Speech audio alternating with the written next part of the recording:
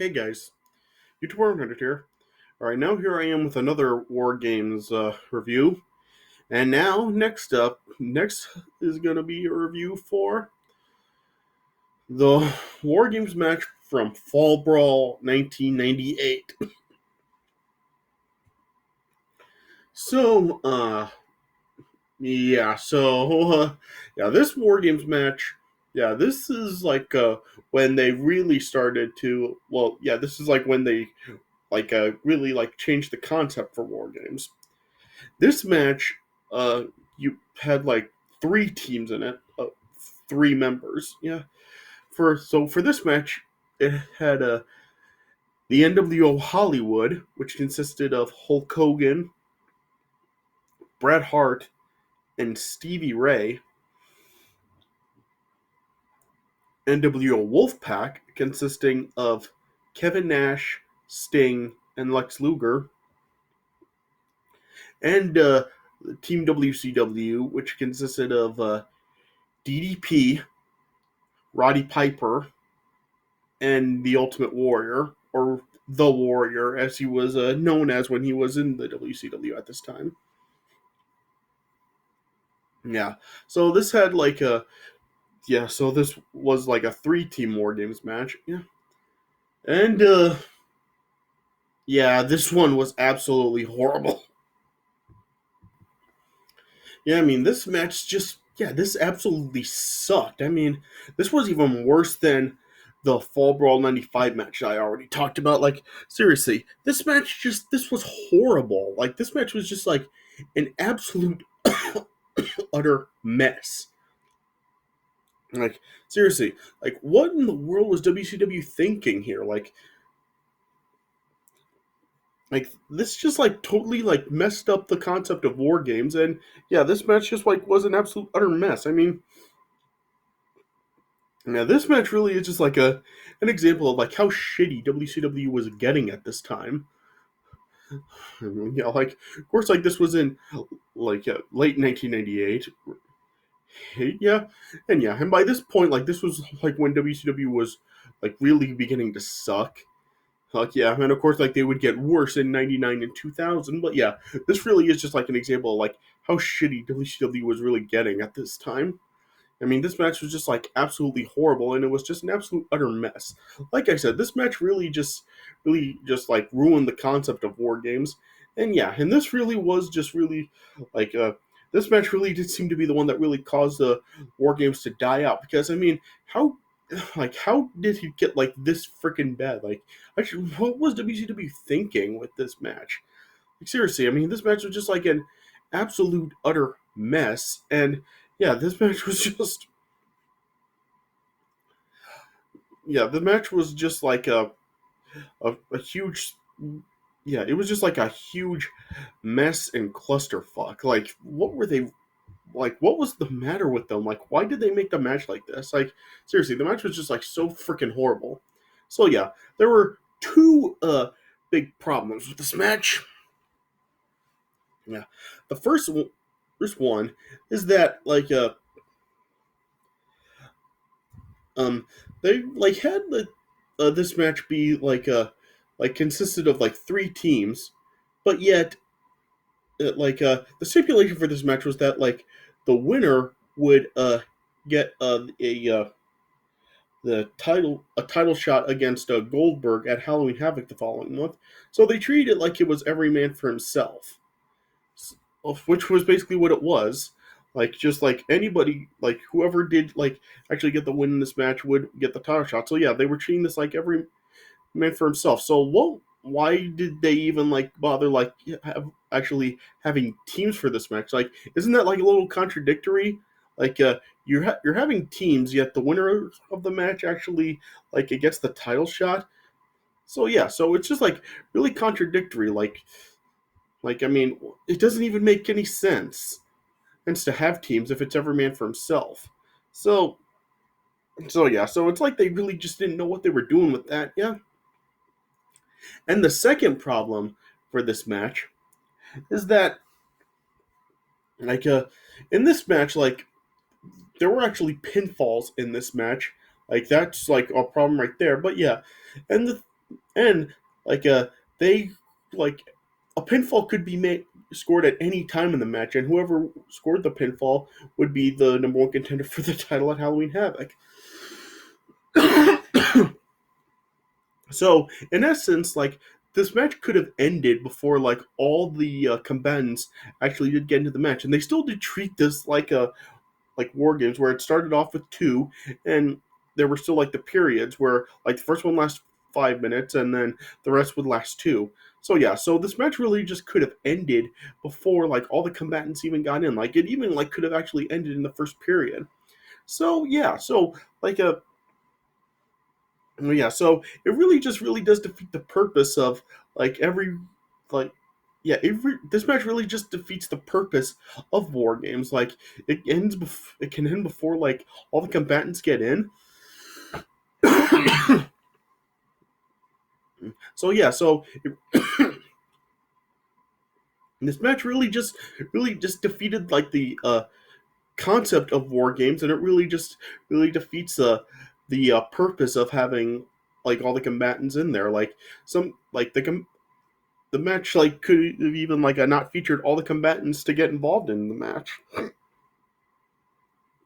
So yeah, so it just really doesn't make sense. Like if this like would have been in an elimination style, it would have made more sense, but it wasn't. It was just a one fall match. Yeah, and that's another problem there with like there being pinfalls. Like there were no pinfalls in War Games, so yeah, why are you even like just totally messing up the original concept of the match with like including pinfalls and making it every man for himself and all this stuff. So yeah, the problems with this match are like pretty obvious. So yeah, so I just really don't know like what WCW really was thinking. I mean, I guess like they were wanting to try something different, but yeah, they just really didn't know what they were doing to make it different, and it just really just messed up the entire match, and it just like became like a total mess. So yeah, so I just don't know what to say. Like, I mean, in this match, just like it was a mess, and plus, yeah, the match like the in ring work, like it was just bad too. Like there wasn't anything memorable about this match at all. Like it really just was like something where like they just came in and they continued fighting, and yeah, that's pretty much how it went. Like there was like no memorable spots in the match at all. Like and like I said, it is like oh this is worse than the Fall Brawl '85 match because at least with the Fall Brawl '95 match, like while it wasn't good, it still did at least have the it still did stick to the original War Games format. This match just like totally changed everything, and it just messed everything up, and this match is just like a total utter mess. So yeah, so I just don't know what they were thinking, but yeah, it just like I said, this match really just is an example of like how terrible WCW really was getting at this time. So yeah. Yeah, so I guess I would probably give this match I don't know. Oh gosh. Rating this is just like really tough because I don't even know if I would even like go over 1 star for this match. So yeah, I just don't know. I guess I'm just gonna go with the 1 star. So I'll give this match 1 star out of 5. Yeah, it is that bad. so yeah, so yeah, I guess I'll just start talking about the match. All right. So the first two to start it off were DDP for WCW and Bret Hart for NWO Hollywood. Yeah, yeah, and in this match, the three guys that were representing WCW in the match, like they were all making their War Games debut for this match. So kind of interesting that like the entire WCW team had never even been in a War Games match before. Yeah, yeah. So like I said, DDP and Bret Hart started the match off, and it was surprisingly really boring and forgettable. Like there was nothing that happened, and during this first period in War Games, I mean, it lasted 5 minutes, and yet there really wasn't anything memorable that happened. Like there were like it was like just very a standard in ring work, and just yeah, it was nothing memorable. Yeah, and I think like that's another like thing that really just really makes this match as bad as it is. Like you do have like just like all the big names that are in this match, pretty much like everyone in this match was a big name, except for like one guy. Yeah. And yet, like, it was like just, there was nothing memorable that happened at all. So, yeah, so that is something else I really do think makes this match, like, even worse. So, yeah. Yeah. But anyway, yeah. DDP and Bret Hart, yeah, they fought it out for like 5 minutes, but yeah, it wasn't really anything memorable at all. Yeah. Then after the first 5 minute period, then the next one to enter the match was Stevie Ray. So yeah, so Stevie Ray was the one that really just seemed to really stick out like a sore thumb for this match. Like everyone else in the match overall, like was like a real big name, but Stevie Ray, like, was he really like the best one they could get as the third guy in the match for NWO Hollywood? So yeah, I don't know what they were thinking, like putting Stevie Ray in there. Like I got nothing against Stevie Ray, I actually like him, but come on, like this is a War Games match, and you're having him in the match. That's especially like pretty much being the only one that really was not a big deal. Yeah. But yeah, Stevie Ray and Bret Hart then were like double teaming DDP for 2 minutes, yeah. Then the next one to come to the match was Sting, yeah. Oh, and I guess I should also point out that something else about this match is that, like the War Games match in at Fall Brawl 1996,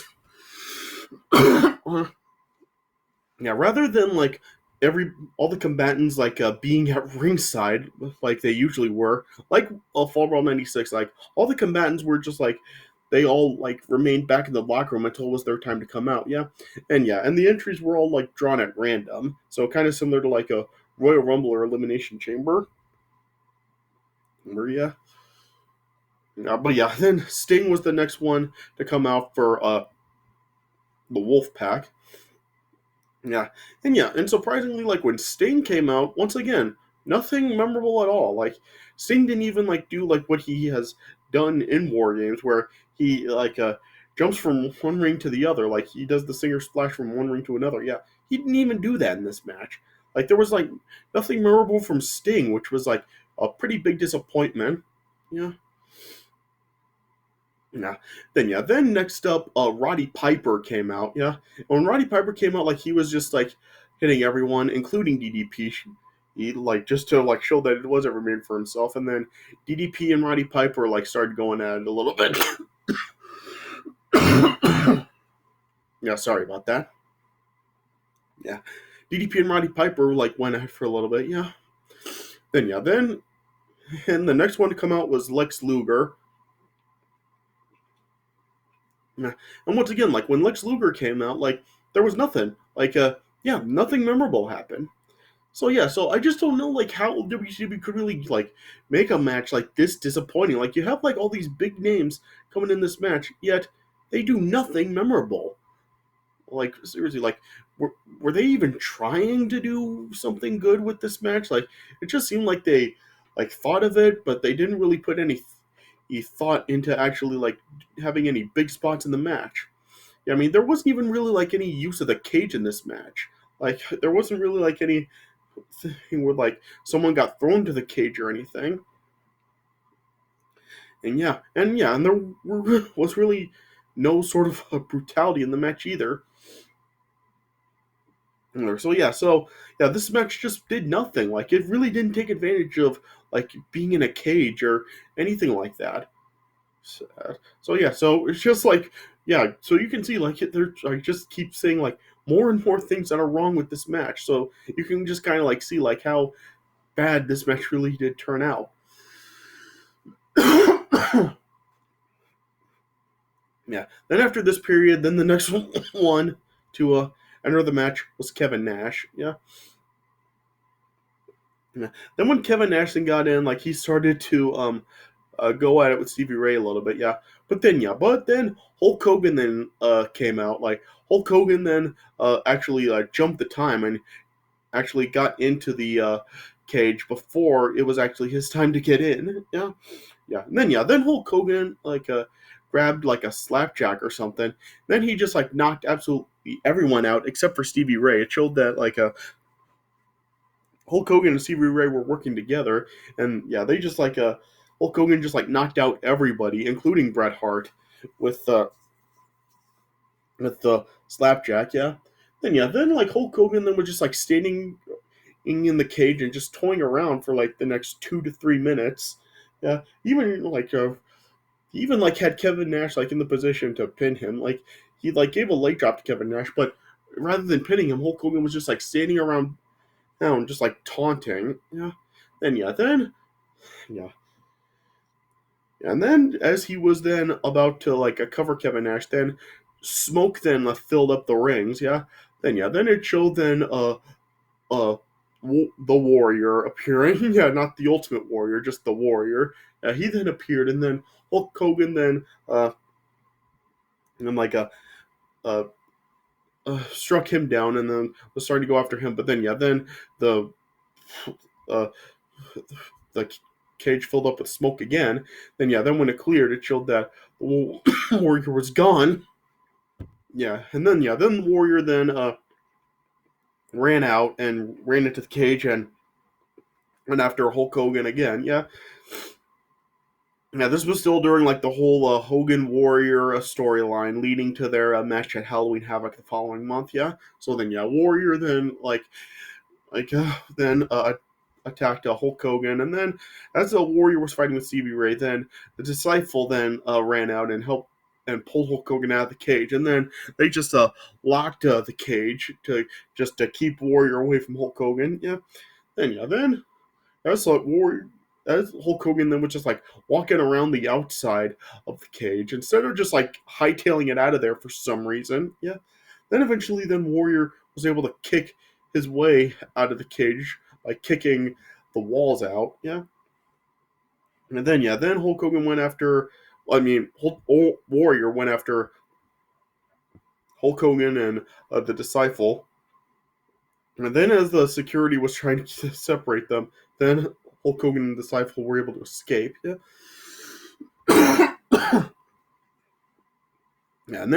back in the ring, DDP then recovered and then delivered a diamond cutter to Stevie Ray and pinned him. So DDP ended up winning the match and became #1 contender for the WCW title at Halloween Havoc the following month. So as you can see by everything that I did say about this match, you can see how terrible this match really was. It just defeated the concept of war games, and there was nothing memorable that happened. No usage of the cage. It was just an absolute utter mess. Like I said, this really was just an example of how terrible WCW really was getting at this time. This match really just ruined the concept of war games, and it really was just a total clusterfuck of a match. So I definitely do not recommend watching this. Even if you are a fan of the guys that are in this match, don't even watch it, because despite how good this match may sound on paper, it really just was a really just terrible match. It was just an absolute utter mess and nothing memorable whatsoever. So despite how good this match may sound on paper, do not give it a watch. Don't check it out, because it is just an absolute utter mess. So like I said, I give this a 1 star out of 5. Yeah. So you think this would be the worst War Games match of all time, right? Well, it may seem like that, but somehow WCW managed to just beat a dead horse and make the match even worse in the year 2000. So that of course was the War Games 2000 match. So they somehow made it even worse with that match. But I will talk about that one next time. So stay tuned for my next review of War Games, which was also the final War Games match in WCW. So I'll be reviewing that one up next to finish off these War Games reviews. So stay tuned for my review of the War Games 2000 match coming up next to finish off these War Games reviews. All right. So stay tuned for that coming up next. All right. But that does it for this review. So I hope you guys did enjoy my review of the Fall Brawl 1998 War Games match. So thanks for watching. and I'll see you guys later.